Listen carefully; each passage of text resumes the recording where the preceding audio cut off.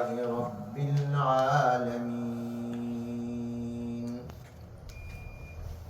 قابل صد احترام بزرگان مکرم، برادران اسلام، السلام علیکم ورحمۃ اللہ وبرکاتہ۔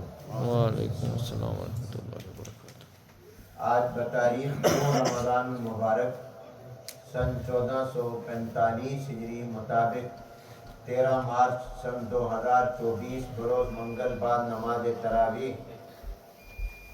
ایڈن فاؤنڈیشن کے اس مرکز میں جو کہ ہرسفیلڈ میں واقع ہے، پہلی مرتبہ فرسٹ ٹائم حاضری اور گفتگو کی سعادت حاصل ہو رہی ہے۔ اس سے پہلے ایک بار حضرت مولانا عمران صاحب دامت برکاتہم العالیہ کے پروگرام میں اس وقت حاضری ہوئی تھی جب یہ اسی شہر میں ہمارے برادر محترم اور ہمارے دوست حافظ منصور العزیز صاحب کی عمارت میں دین کا کام کر رہے تھے، اور وہ اس بلڈنگ میں ان کا یہ کام حافظ صاحب کی طرف سے عاریتاً تھا، لیکن آج اس مرکز کو اور سینٹر کو دیکھ کر خوشی ہوئی کہ اللہ تبارک و تعالیٰ نے اپنی جگہ عطا فرما دی اور اللہ نے اس کو آباد بھی فرما دیا۔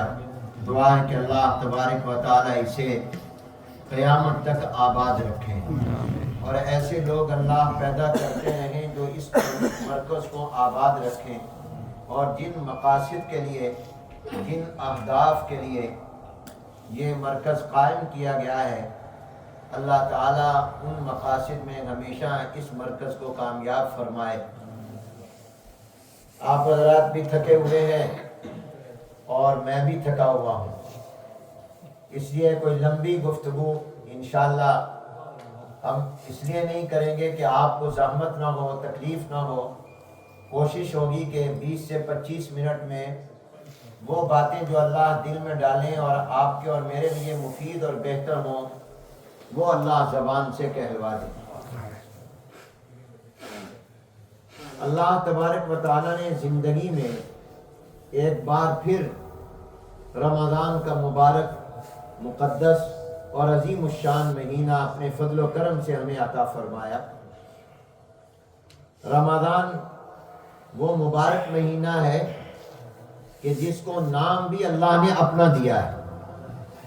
اہل علم فرماتے ہیں کہ رمضان یہ اللہ کے ناموں میں سے ایک نام ہے، اس لیے یوں نہیں کہنا چاہیے کہ رمضان آ گیا، رمضان چلا گیا، رمضان ختم ہو گیا، بلکہ یہ کہنا چاہیے کہ رمضان کا مہینہ آ گیا، رمضان کا مہینہ چلا گیا۔ ساتھ لفظ منتھ کا لگائیں، کیونکہ رمضان تو اللہ کا نام ہے۔ اللہ کہاں گیا؟ اللہ تو موجود ہے، اللہ تو شروع سے ہے، هو الاول والآخر۔ یہ تو نہیں کہ وہ آیا پہلے نہیں تھا، وہ تو شروع دن سے ہے، وہ تو روز اول سے ہے، وہ ازلی اور ابدی ہے۔ اس لیے قرآن کریم میں بھی اللہ نے رمضان کا نام اکیلے نہیں لیا، رمضان کا لفظ مطلق نہیں بیان کیا، ساتھ لفظ شہر لگایا جس کا معنی مہینہ اور منتھ ہے۔ شہر رمضان الذی، یوں نہیں فرمایا رمضان الذی، شہر رمضان الذی۔ تو یہ وہ عظیم الشان مہینہ ہے جس کو اللہ نے اپنا نام دیا ہے۔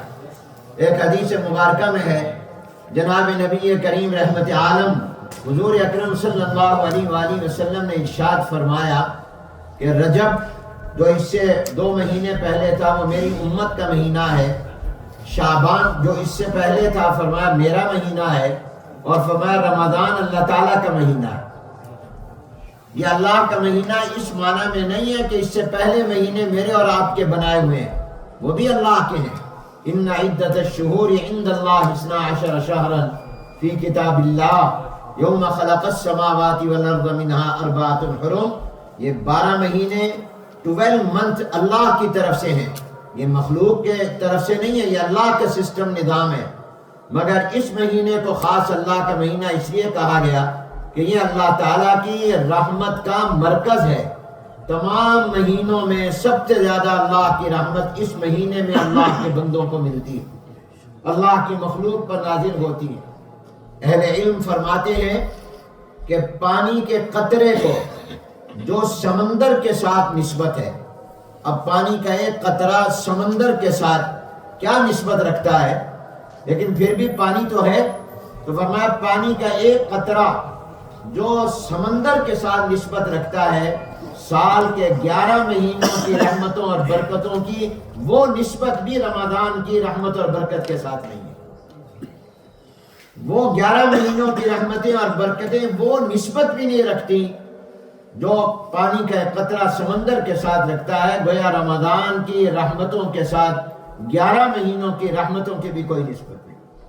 یہ اللہ نے ہمیں عظیم الشان مہینہ ایک مرتبہ پھر زندگی میں عطا فرمایا۔ یہ جو رمضان ہے، اس کے بارے میں میرا آپ سے سوال ہے، اور اس سوال کا جواب آپ کو معلوم ہے، آپ مجھے دے سکتے ہیں اس کا جواب، کہ رمضان المبارک کو سال کے تمام مہینوں پر 11 مہینوں پر یہ فضیلت کیوں ہے، کس وجہ سے ہے، اس کا ریزن کیا ہے کہ رمضان المبارک تمام مہینوں کا سردار، تمام مہینوں سے اعلیٰ، تمام مہینوں سے افضل، اور یہاں تک علماء فرماتے ہیں کہ جس طرح سورہ یاسین قرآن کریم کا قلب اور ہارٹ اور دل ہے، اس طرح پورے سال کا دل رمضان کا مہینہ ہے۔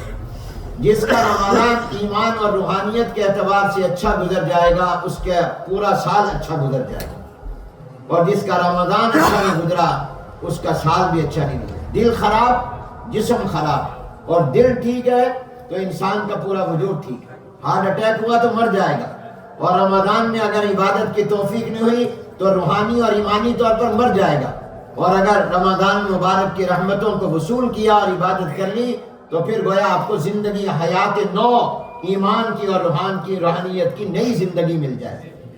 تو میرا سوال یہ ہے کہ یہ رمضان مبارک جو تمام مہینوں سے افضل اور اعلیٰ ہے، یہ اس کی وجہ کیا ہے، اس کا ریزن کیا ہے، کس وجہ سے ہے؟ جواب دیجیے۔ ہاں بالکل جواب درست ہے، اونچی آواز سے فرمائیں، سب کو سنا دیں۔ ماشاء اللہ، یہ رسم نہیں ہے جو میں اور آپ بیٹھے ہیں، یہ دین سمجھنے کے لیے، اس کو کلاس سمجھے۔ رمضان المبارک کی فضیلت قرآن کی وجہ سے، اس لیے کہ اس ماہ مبارک میں اللہ نے قرآن کو اتارا، اسی لیے آپ دیکھیے کہ اللہ نے رمضان کا خود تعارف یہی کرایا۔ بسم اللہ الرحمن الرحیم، شہر رمضان الذی انزل فیہ القرآن۔ رمضان وہ مہینہ ہے جس میں قرآن اتارا گیا۔ قرآن کی وجہ سے رمضان کو فضیلت ملی ہے، رمضان کی وجہ سے قرآن کو فضیلت نہیں ملی۔ رمضان کی وجہ سے قرآن کی شان بلند نہیں ہوئی، قرآن کی وجہ سے رمضان کی شان بلند ہوئی۔ رمضان کی وجہ سے قرآن کو عزت نہیں ملی، قرآن کی وجہ سے رمضان کو عزت ملی، چونکہ اللہ نے قرآن محرم میں نہیں اتارا، سفر میں نہیں اتارا، ربیع الاول ربیع الثانی میں نہیں اتارا، جمادی الاولیٰ جمادی الاخریٰ میں نہیں اتارا، لوح محفوظ سے آسمان دنیا پر اللہ نے جو قرآن اتارا وہ رمضان کے مہینے میں اتارا، اور جناب نبی کریم صلی اللہ علیہ وسلم کے قلب اطہر پر مکہ المکرمہ میں غار حرا میں جب سب سے پہلے قرآن نازل ہونا شروع ہوا تو وہ بھی رمضان کا مہینہ تھا، کہ رمضان کے اندر اللہ نے حضور علیہ السلام پر اقرأ بسم ربک الذی خلق خلق الانسان من علق یہ قرآن کی آیتیں نازل فرمائیں۔ تو رمضان المبارک کی فضیلت آپ سب کہہ دیں، مجھے خوشی ہو جائے گی، اور دعا ہے جو جواب دے دیں اللہ ان سے راضی ہو جائے۔ فرمائیے رمضان کی فضیلت کس وجہ سے؟ قرآن پاک۔ کوئی چپ نہ رہے، بولے، سب جواب دیں۔ قرآن پاک۔ ہم پاکستان سے آئے ہیں، ہم بلواتے ہیں، آپ ٹھنڈے لوگ ہیں، ہم ٹھنڈے نہیں، ہم گرم کرنے کی لوگوں کو عادی ہے۔ بتائیے رمضان کی فضیلت کس وجہ سے ہے؟ بولو۔ قرآن پاک۔ اس لیے کسی مہینے میں اللہ نے تراویح نہیں رکھی، رمضان میں تراویح، کہ قرآن اس میں اترا، قرآن کی تلاوت کرو، سنو اس کو، قرآن کا حق ادا کرو۔ اس لیے کسی مہینے میں رات کو نماز تراویح نہیں ہے، صرف رمضان میں ہے، اور وہ تراویح اس لیے دن کو نہیں رکھی، رات کو رکھی۔ دن کو کام کرتے ہو، رات کو آؤ، یہ مہینہ قرآن کی وجہ سے تمہیں ملا ہے تو آؤ، آ کر قرآن پڑھو اور قرآن سنو۔ اس لیے اللہ نے تراویح دن کو نہیں، رات کو رکھی۔ دن کو تو آپ بزی ہوتے ہیں، تو نائٹ میں تراویح رکھی اور رمضان میں رکھی، رمضان کے علاوہ کسی مہینے میں تراویح نہیں ہے، تو رمضان المبارک کی فضیلت قرآن کی وجہ سے۔ اب میں نے قرآن کے حوالے سے آپ کو 4 بنیادی باتیں بتانی ہیں، مگر اس وعدے پر کہ جو 4 باتیں میں آپ کی خدمت میں عرض کروں گا، یہ 4 باتیں آپ یاد رکھیں گے۔ وعدہ کرو سارے کہو انشاءاللہ، اور توجہ سے سنو گے۔ یہ 4 بنیادی باتیں، بیسک باتیں قرآن کریم کے بارے میں، یہ عقیدے کے طور پر ہے۔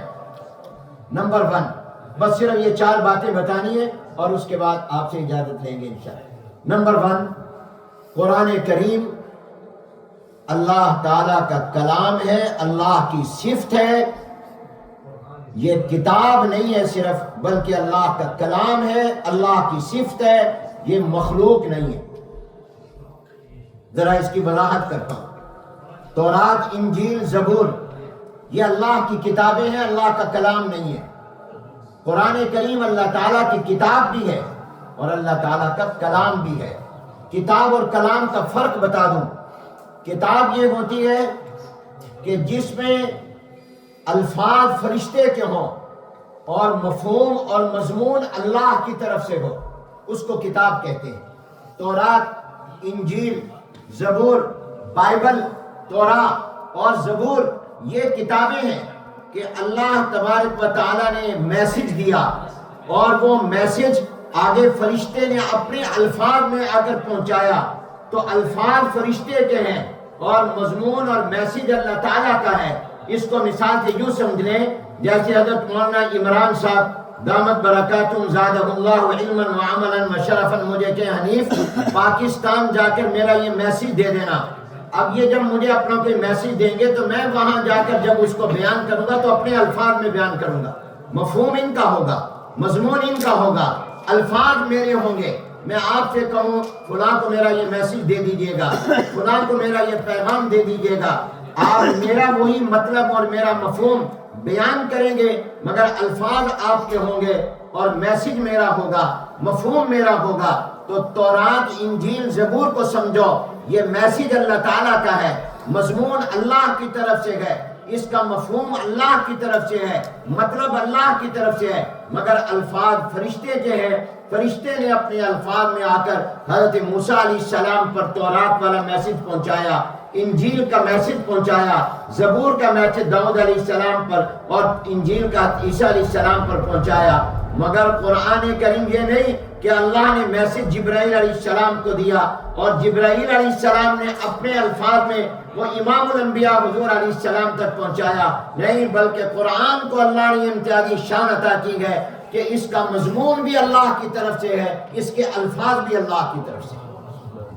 جن کو بات سمجھ آئی ہے وہ سبحان اللہ کہیں، اونچی آواز سے کہو سبحان اللہ، بلند آواز سے کہو۔ کوئی برا جملہ تو نہیں کہلوا رہا، کسی کے زندہ باد اور مردہ باد کے تو نہیں کہلوا رہا، وہ سبحان اللہ کہہ رہا ہوں جس کی وجہ سے جنت میں درخت لگ جائے گا۔ اور یہ وہ سبحان اللہ ہے جو داؤد علیہ سلیمان اسلام کی بادشاہت سے زیادہ قیمتی اور ویلیو رکھتا ہے۔ اللہ جو جو سبحان اللہ کہے ان کو مکہ مدینہ دکھا دے، اللہ ان کو جنتی بنا دے، تو فرمائیے سبحان اللہ۔ بات سمجھ آئیے؟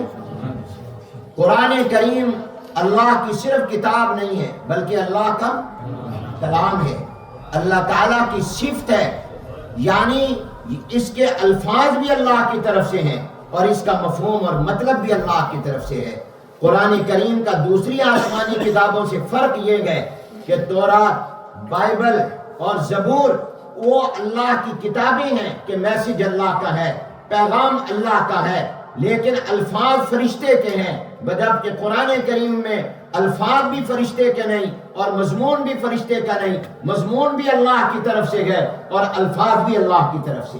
اس لیے قرآن کریم اللہ کا کلام بھی ہے، اللہ کی کتاب بھی ہے، اللہ تعالیٰ نے خود اس کی تلاوت فرمائی ہے اور یہ اللہ کے اندر سے نکلا ہے. جیسے میں بول رہا ہوں اس وقت میرا بول، میری ٹاکنگ، میرا کلام میرے اندر سے نکل رہا ہے. قرآن کریم کی بھی بسم اللہ الرحمن الرحیم سے والناس تک خود اللہ نے تلاوت فرمائی اور اللہ کے اندر سے نکلا. اس لیے قرآن کریم میں اللہ نے فرمایا بسم اللہ الرحمن الرحیم لا تحرک به لسانک لتعجل به ان علینا جمعه وقرآنا فاذا قرأناه فاتبع قرآنا.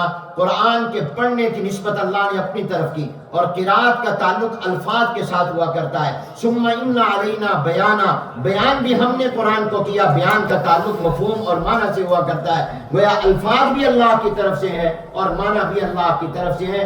یہ اللہ کے اندر سے نکلا ہے. اس لیے میرے دوستو کوئی شہر، کوئی جگہ، کوئی مٹی اور کوئی چیز اتنی مقدس نہیں ہے جتنا مقدس اللہ کا کلام قرآن کریم ہے، کیونکہ کوئی چیز اللہ کے اندر سے نہیں نکلی، قرآن اللہ کے اندر سے نکلا ہے. باقی تمام مخلوق ہے، قرآن مخلوق نہیں ہے. آسمان مخلوق ہے، جس زمین پر آپ بیٹھے ہیں اس کے نیچے بھی زمینیں، ساتوں زمینیں مخلوق ہیں. یہ پہاڑ مخلوق ہے، دریا، سمندر یہ مخلوق ہے، سورج اور چاند اور ستارے یہ مخلوق ہیں، میں اور آپ مخلوق ہیں، جنات اور فرشتے مخلوق ہیں، حیوانات اور جانور یہ سب مخلوق ہیں. یہ ان میں سے کوئی چیز اللہ کے اندر سے نہیں. اللہ نے حکم کیا، اپنا کن فرمایا، یہ چیزیں وجود میں آ گئیں. یہ تمام مخلوق ہیں. قرآن کریم مخلوق نہیں ہے. مخلوق تب ہوتا جب اللہ نے اس کو زمین و آسمان کی طرح بنایا ہوتا. یہ تو اللہ کے اندر سے نکلا ہے، یہ اللہ کا بول ہے، یہ اللہ کا کلام ہے. اس لیے یہ مخلوق نہیں ہے، یہ اللہ کی صفت ہے. اور یہی بات امام احمد بن حنبل رحمۃ اللہ علیہ نے اپنے زمانے میں کہی تھی. اس زمانے کا بادشاہ کہتا تھا کہ جس طرح زمین و آسمان مخلوق ہے، قرآن بھی مخلوق ہے. جیسے پہاڑ مخلوق ہے، قرآن بھی مخلوق ہے. دریا سمندر مخلوق ہے، قرآن بھی مخلوق ہے. انسان جنات ملائکہ مخلوق ہے، قرآن بھی مخلوق ہے. یہ تمام مخلوقات ختم ہو جائیں گی ایک وقت میں تو نعوذ باللہ قرآن بھی ختم ہو جائے گا. امام احمد بن حنبل نے کہا نہیں، یہ سب مخلوق ہے، قرآن مخلوق نہیں ہے. یہ سب چیزیں ختم ہو جائیں گی، قرآن کبھی ختم نہیں ہوگا. ان چیزوں پر فنا آ جائے گی. سورج ختم ہو جائے گا، چاند ختم ہو جائے گا، ستارے ختم ہو جائیں گے، زمینوں کا نظام ختم ہو جائے گا، آسمان ٹوٹ پھوٹ جائے گا، یہ پہاڑ ریت بن جائیں گے، یہ دریاؤں سمندروں کا نظام ختم ہو جائے گا، مگر قرآن ختم نہیں ہوگا. کیوں؟ اس لیے کہ اللہ بھی باقی ہے اور اللہ کی صفت بھی باقی ہے. کل شیء ہالک الا وجہہ، ہر چیز ختم ہو جائے گی. کل من علیہا فان ویبقى وجہ ربک ذو الجلال والاکرام. اللہ بھی ختم نہیں ہوں گے، اللہ کی صفت بھی ختم نہیں ہوگی. اس لیے سب چیزیں ختم ہو جائیں گی، قرآن ختم نہیں ہوگا.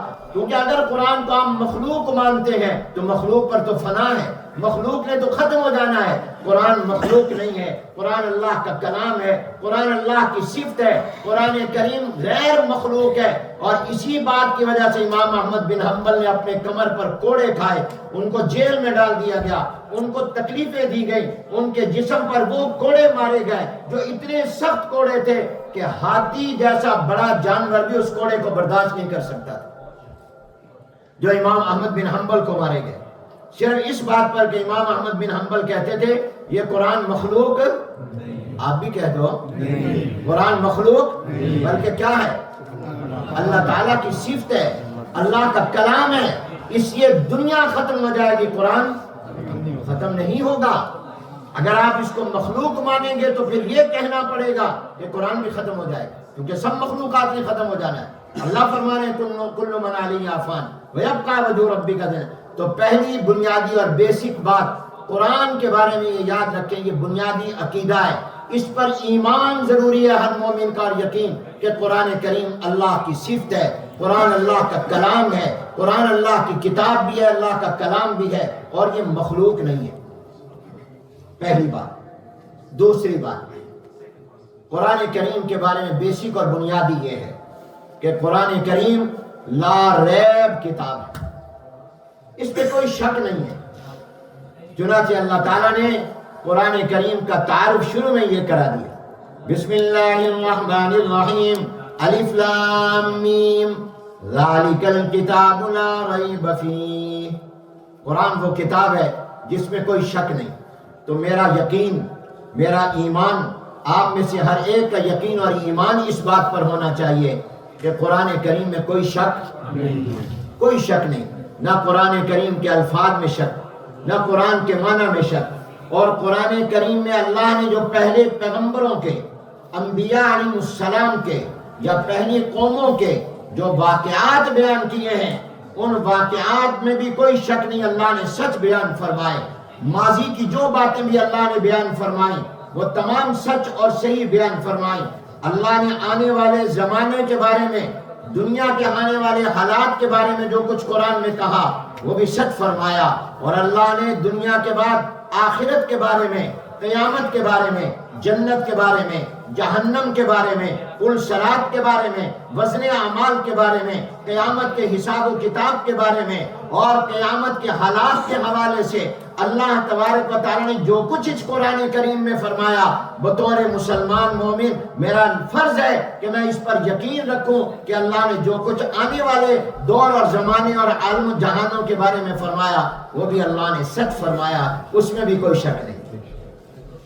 اللہ نے جو احکام دیے، جو عقائد دیے، جو اللہ تبارک و تعالیٰ نے چیزوں کے فائدے اور نقصان بتائے، اس میں بھی کوئی شک نہیں۔ میرے اللہ نے فرمایا صدقہ کرو گے تمہارا مال بڑھ جائے گا، اللہ نے فرمایا سودی کاروبار کرو گے تمہارا مال کم ہو جائے گا۔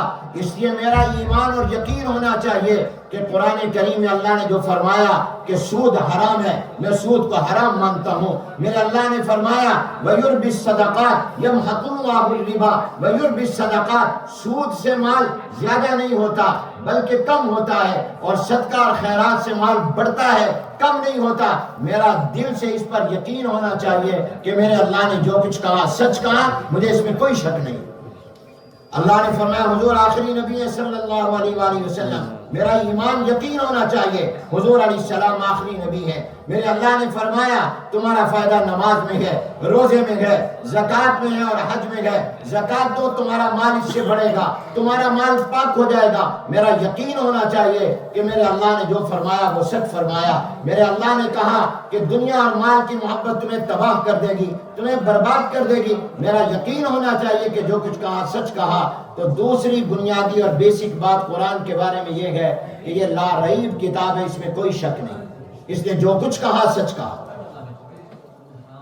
تیسری بات بنیادی، قرآن کریم مکمل ضابطہ حیات اور دستور زندگی ہے۔ یہ صرف مسجد کی کتاب نہیں ہے، یہ صرف مدرسے کی کتاب نہیں ہے، بلکہ یہ میری پوری لائف کے لیے، یہ میری لائف کا ایک لا ہے جو اللہ تعالیٰ نے میرے لیے بھیجا ہے۔ یہ مکمل ضابطہ حیات اور دستور زندگی ہے جو میرے پیدا ہونے سے لے کر مرتے دم تک اور بعد تک کے تمام دور اور زمانوں کی رہنمائی کرتا ہے۔ یہ مکمل ضابطہ حیات ہے۔ اسی قرآن میں اللہ نے حجۃ الوداع کے موقع پر عرفات کے میدان میں سورہ مائدہ کی آیت جو قرآن کی آخری آیت ہے اللہ نے اتاری، بسم اللہ الرحمن الرحیم اليوم اکملت لکم دینکم واتممت علیکم نعمتی ورضیت لکم الاسلام دینا۔ میں نے تمہارے دین کو مکمل کر دیا۔ اب کیا مکمل ہو رہا تھا؟ دین جو مکمل ہو رہا ہے یعنی قرآن مکمل ہو رہا ہے، اس لیے کہ پورا دین قرآن ہے اور قرآن دین ہے اور دین قرآن ہے۔ تو اللہ نے اس دین کو، قرآن کو مکمل کیا تو مکمل ضابطہ حیات اور دستور زندگی ہے یہ قرآن کریم۔ تیسری بات یہ یاد رکھیے، پھر دوہرا دیتا ہوں، رپیٹ کرتا ہوں۔ پہلی بنیادی اور بیسک بات آپ کو بھی تو یاد ہوگی، قرآن اللہ کا کلام ہے۔ سیکنڈ، لا ریب، اس میں کوئی شک نہیں۔ تھرڈ، یہ مکمل ضابطہ حیات ہے، مکمل دستور زندگی ہے۔ قرآن کے ہوتے ہوئے ہمیں دائیں اور بائیں، آگے پیچھے دیکھنے کی ضرورت نہیں ہے، دنیا سے مانگنے کی ضرورت نہیں ہے کہ ہمارے پاس فلاں سسٹم نہیں ہے ہمیں دے دو، ہمارے پاس فلاں چیز نہیں ہے ہمیں دے دو۔ اللہ فرماتے ہیں وَلَمْ يَكْفِهِمْ ہم نے جو تمہارے اوپر اتارا تھا یہ تمہیں کافی نہیں ہے؟ یہ اللہ تبارک و تعالیٰ فرما رہے ہیں۔ تو قرآن کریم ہمارے لیے مکمل ضابطہ حیات اور دستور زندگی ہے. ہمارا دین کمپلیٹ، ہماری کتاب کمپلیٹ، قرآن مکمل ہے. 3 باتیں. چوتھی بات اور آخری بات 4، قرآن کریم مکمل اپنی اصل شکل میں محفوظ ہے. سبحان اللہ کہتے ہیں. قرآن آج جو آپ نے سنا تراویح میں ماشاءاللہ بہت اچھا قاریوں نے قرآن پڑھا اور دل سے دعائیں نکلتی ہیں. میں فرسٹ ٹائم 1985 میں یو کے آیا تھا. لندن میں ویمبلے کانفرنس سینٹر میں پہلی ختم نبوت کانفرنس ہوئی تھی. اس وقت میں فرسٹ ٹائم آیا تھا. اس وقت یہاں ویزا بھی نہیں لینا پڑتا تھا، آن ارائیول ویزا تھا. اور یہ حافظ منصور صاحب میرے میزبان تھے. اس وقت سے اب تک میرے دوست ہیں. اس میں مجھے ٹائم کافی دیتے تھے، اب ٹائم کم دیتے ہیں. اس وقت کہتا تھا میں فارغ ہوں، اب کہتے ہیں بیزی ہوں. تو اس زمانے کی ہماری دوستی ہوئی. ہرٹسفیلڈ میں ہم یہاں بھی رہے. تو اس زمانے میں جب میں آیا تھا 1985 میں، کچھ تھوڑی تھوڑی مسجدیں تھیں، نمازی بھی 2-4 ہوتے تھے. لیکن الحمدللہ خوش ہوتی ہے، بڑے بڑے مساجد، بڑے بڑے اسلامک سینٹر بن گئے اور آباد ہیں. مدارس بن گئے، دارالعلوم بن گئے. الحمدللہ اللہ تعالیٰ ان کو قبول فرمائے. ہمارے بھائی اسلم صاحب بھی بیٹھے ہیں، یہ بھی ماشاءاللہ ہمارے ساتھ ایک زمانے تک وقت دیتے رہے. اب یہ بھی بہت بزی ہو گئے. یہ دنیا ایسے ہی ہے. اب کتنا وقت ہوا 1985 سے اب کتنے سال ہو گئے؟ 2020 کتنے سال ہو گئے ہیں؟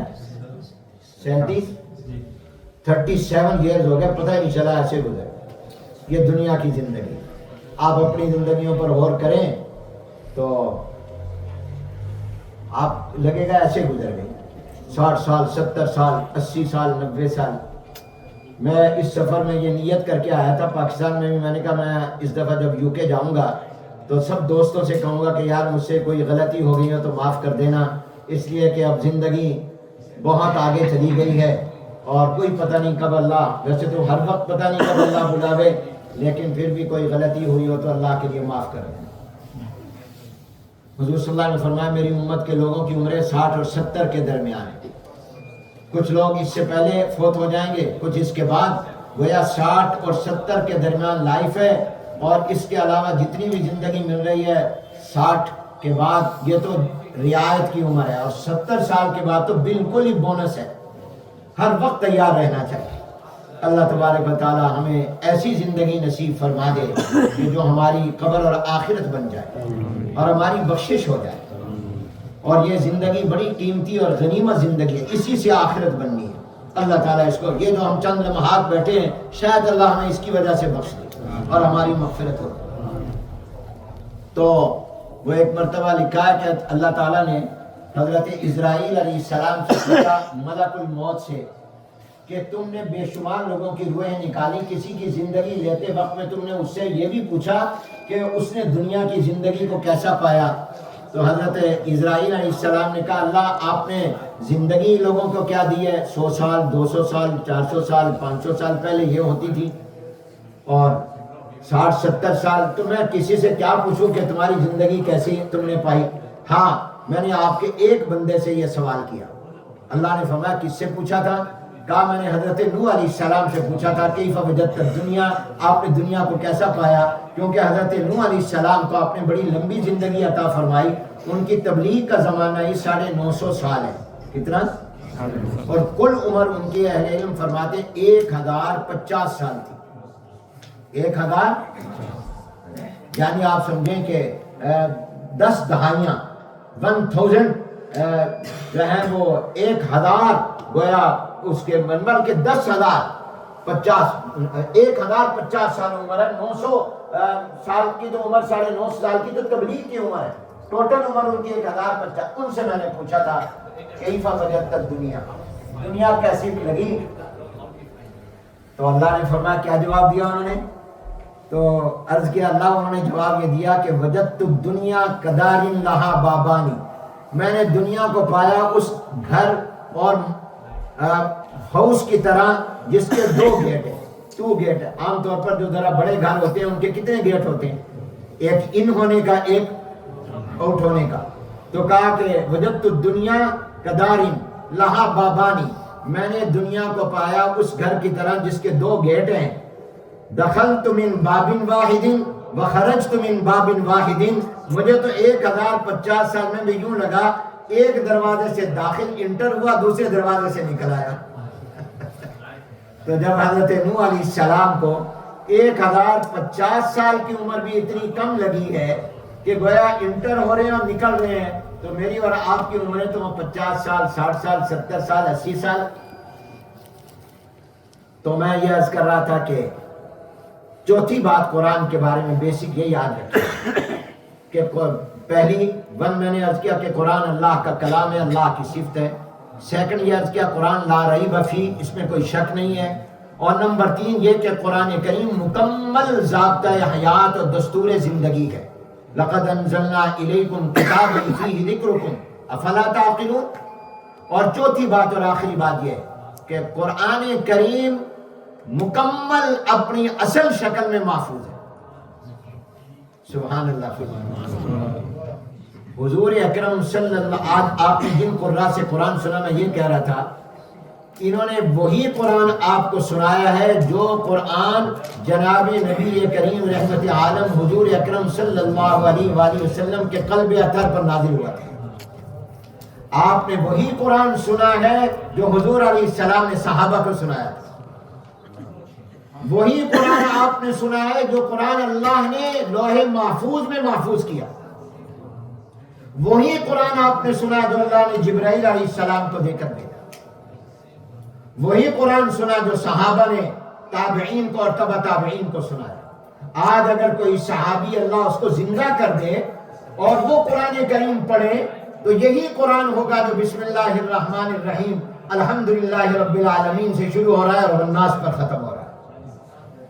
تو قرآن کے بارے میں بیسک اور بنیادی بات عقیدے کی یاد رکھیے کہ قرآن اپنی اصل اور مکمل شکل میں محفوظ ہے الحمدللہ۔ دنیا میں کتنے انقلابات آئے، 1400 سال میں جغرافیے بدلے، عروج و زوال کی داستانیں قائم ہوئی، کتنے ملک بنے، کتنے ملک ٹوٹے، لیکن قرآن جیسا تھا ویسا آج تک قرآن کریم باقی ہے۔ اور قرآن کریم کے صرف الفاظ محفوظ نہیں ہیں، قرآن کریم کے اللہ نے الفاظ کو بھی محفوظ رکھا، قرآن کے معنی کو بھی اللہ نے محفوظ رکھا۔ قرآن 2 چیزوں کا نام ہے، یہ لفظ جو آپ نے سنے اور ان کا معنی اور مطلب اور مفہوم، وَهُوَ اسْمٌ لِلنَّظْمِ وَالْمَعْنَى جَمِيعًا۔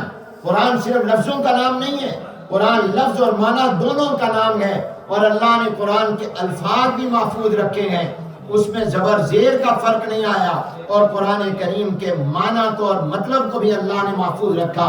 اور دنیا دارالاسباب ہے، اللہ نے اس کے لیے 2 جماعتیں پیدا کر دیں حضور علیہ السلام کی امت میں۔ قرآن کے الفاظ محفوظ کرنے کے لیے اللہ نے قرآن کے حافظ اور قاری تیار کروا دیے اور اس جماعت کو پیدا کر دیا، اور قرآن کریم کے معنی اور مطلب اور تفسیر اور تشریح اور مطلب کو محفوظ کرنے کے لیے علماء کی جماعت اللہ نے پیدا کر دی۔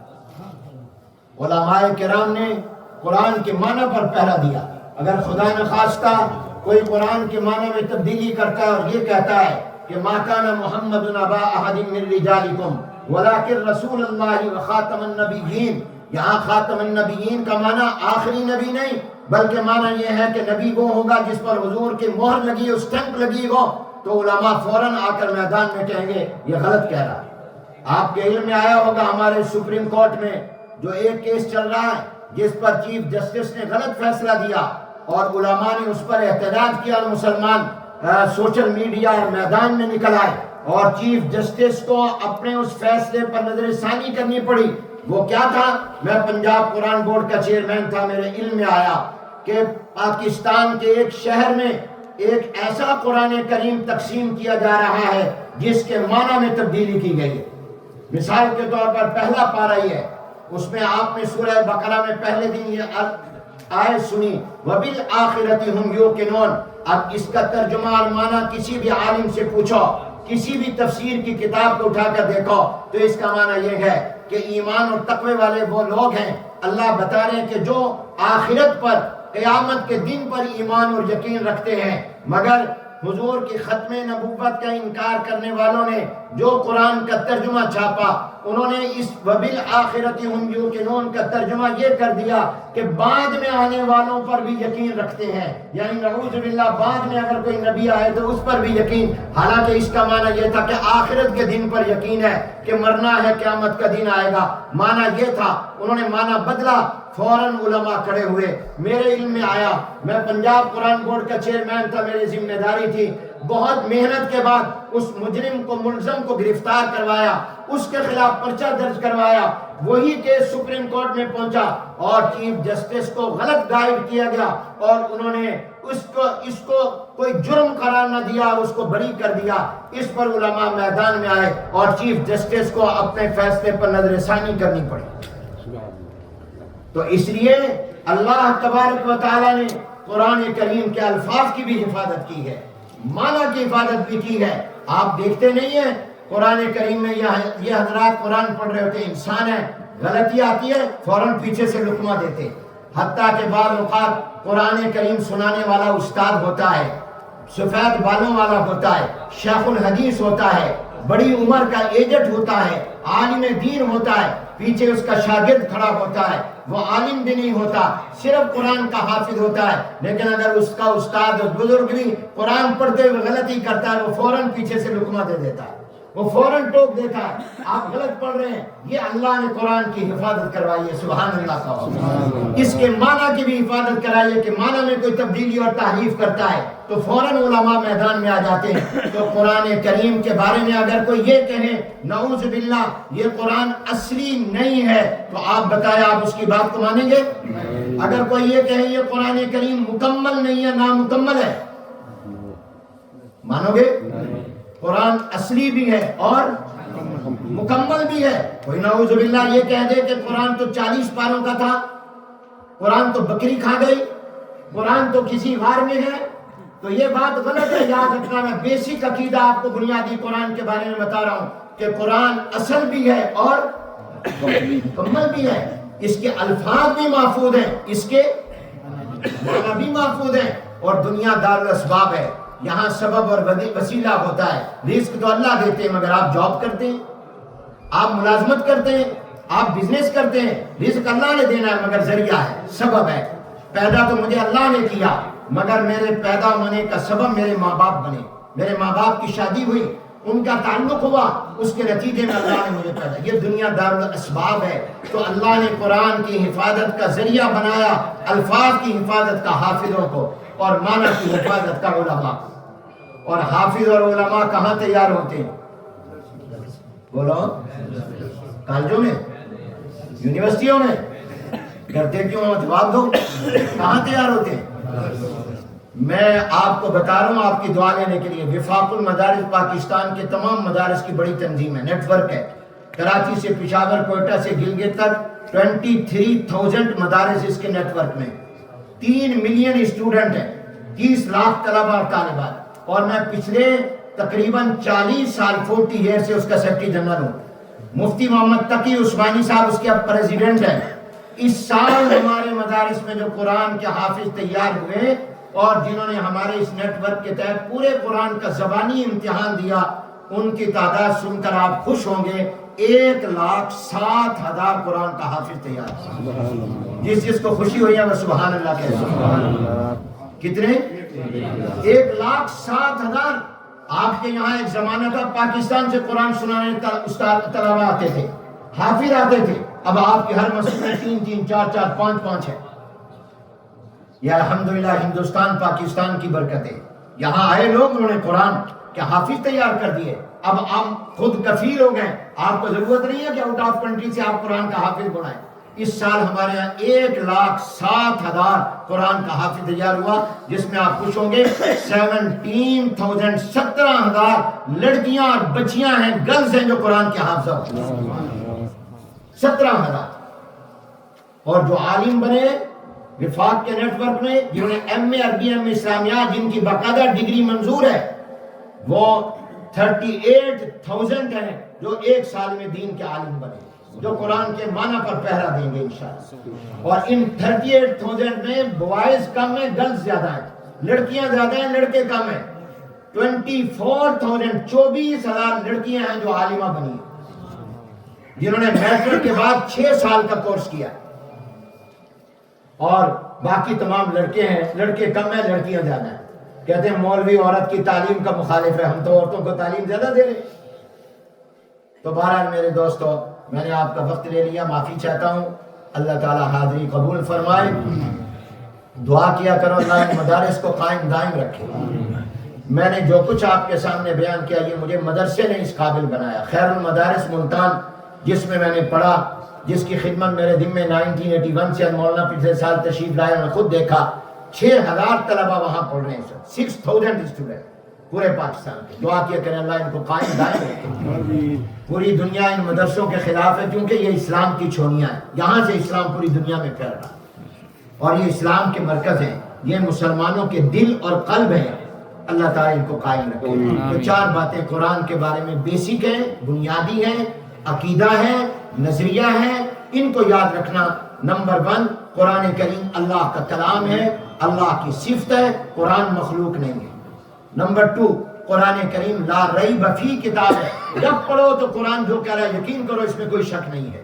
اور نمبر 3، قرآن کریم مکمل ضابطۂ حیات ہے. اور نمبر 4، قرآن کریم لفظ کے اعتبار سے بھی اور معنی کے اعتبار سے بھی مکمل محفوظ ہے. اللہ تعالی ہم سب کو قرآن کی قدر کرنے والا بنائے. وآخر دعوانا ان الحمدللہ.